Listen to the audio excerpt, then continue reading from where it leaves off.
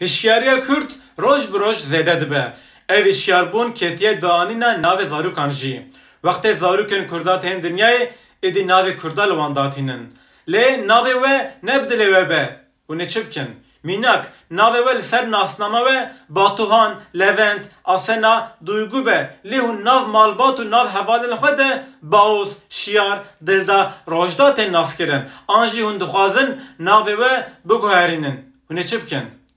Li gorî qanûnê ger sedemê wên mafdarî ji bo navguhertin hebin, hûn dikarin vî ji hakim bixwazin. Sedemên mafdarî li qanûnê natê nivisandin. Ger navê we, nav malbata we û nav hevalên we de tişkî din bê naskirin, ev dibe sedemê mafdarî. Sedemên we maftariya an nîne hûn hewce vî îspat bikin. Hûn dikarin li mehkema du şahîda bidin guhdarkirin. An delîlê destê xwe bidin hakim. Mînak li ser medyaya civakî navê we tişkî din be. An li ser kartê wê kar pê dikin tişkî din be. Van tişta dikarin bikin delîl. Zarokên ji 18 salî biçûk bin, doza wan dê û bavê wan dikarin vekin.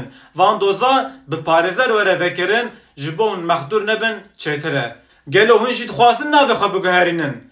Û deynin çi? Şîrovada binivîsînin. Bimînin xweşî, bimînin Kurdî.